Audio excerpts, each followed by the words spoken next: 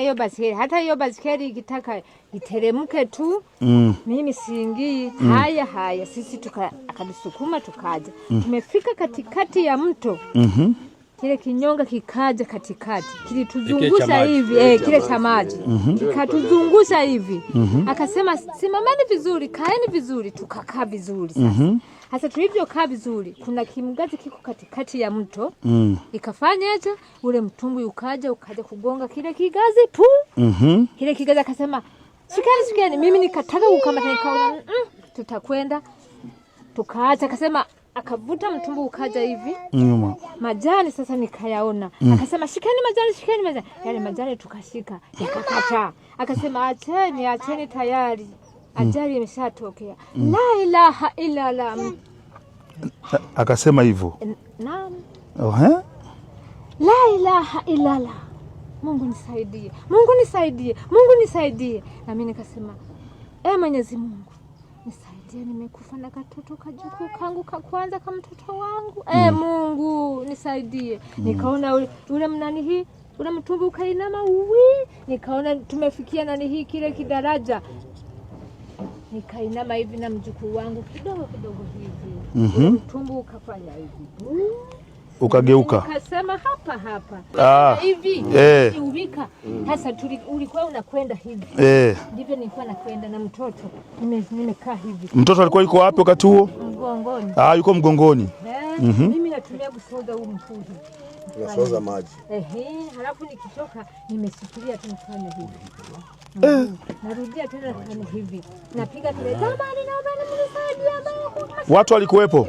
Watu walikuwa wamezunguka mto mzima, wako wananiangalia mimi. Watu walikuwa wanaangalia badala kuingia kuja kusaidia jamani. Maji yalikuwa ni mengi. Sasa huyo alikuwa anatuvusha. Ameona niko nataka kufika baharini. Watu wamejaa hivi, aliwaluka yeye akafika nafanya akaruka katikati ya mto akafika na nikamata hivi. Kanirusha yule alikuwa na yule mwenye mtumbwi. Akakushika mkono.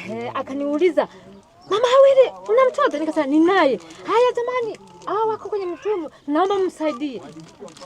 Wale ambao wako kwenye mtumbu wakatumia kunivuta. Akasema, "Mama, luka kama vile unavyoruka kwenye pikipiki." Nikafanya hivi, nikaruka, ndio nikaingia kwenye mtumbu mwingine. Mtumbu mwingine sasa. Ulikuja mtumbu mwingine kukomboa. Mtumbu nimekuja nao wakamsukuma hivi pembeni. Bado umejiubika hivyo. Wengine walikuwa wako wapi hapo? Pembeni hivi. Sasa watu ambao mlikuwa nao kwenye mtumbwi. Huyu binti yeye ndiye alikuwa nimebaki anaokolewa, mimi niko naenda. Wewe ulikuwa unaendelea na mtumbwi? Huyu yeye alikuwa wewe ukolewa na nani? Ilali. Yeye ni nani Ilali? Ni mvushaji huyo. Alikuvushaje? Sogea hapo. Yeye alikuokoaje? Ngopo nipo katikati. Mimi ngopo nikazama hivi, nikaibuka, ndio nikaenda mbele. Ilali nikamuona. Hapo Ilali akasema, "Leta mkono." Nikampa mkono. Akanikokota, akanipeleka kwenye majani. Yeye alikuwa anaogelea au yeye alikuwa na mtumbu? Ana mtumbu. Alikuwa anaogelea? Aliingia kuja kwa ukoo. Kwa hiyo mtumbu uko unaenda, yeye anaufuata. Alikuwa anafuata naenda naye. Yeye anaogelea. Yeye anaogelea. Sasa alipoona niko na video naenda, alivuka haraka. Mimi niko namuona hivi nafanya hivi. Yala yeye amevuka. Alivyovuka kumbe yeye akakimbilia mbele. Kwa mbele ya kufuata mto.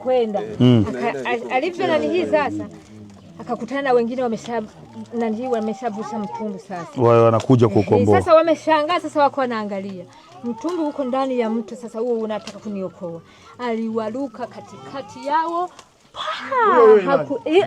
Huyo anafuata wewe. Ananifuata mimi. Akafika nafanya hivi mkono. Ule mkono akamwambia, "Sogezani sasa huo mtumbu." Akasogeza, ndio kanivuta wale wako kwenye mtumbu. Yuko baba mmoja ndio alikuwa anasaidizana, yuko hapo. Kwa hiyo mtoto alikuwa bado muda wote yuko mgongoni kwako. Au kudumkia naye kwenye maji kabisa ndani chini. Na wala sikuzama hivi. Mimi nilikuwa nalia na huo mtumbu tunashikilia hivi. Migundi ilikuwa kwenye maji. Migundi ilikuwa kwenye maji na tumia kufanya hivi. mtumbu unakwenda na mimi natumia kufanya hivi, naenda tu nasozesha mguu tu nakwenda, jamani naomba nimsaidie jamani, hivyo. Pole sana kwa kweli. Basi sisi tumesikia mmepata matatizo na tukasema tuje tuangalie.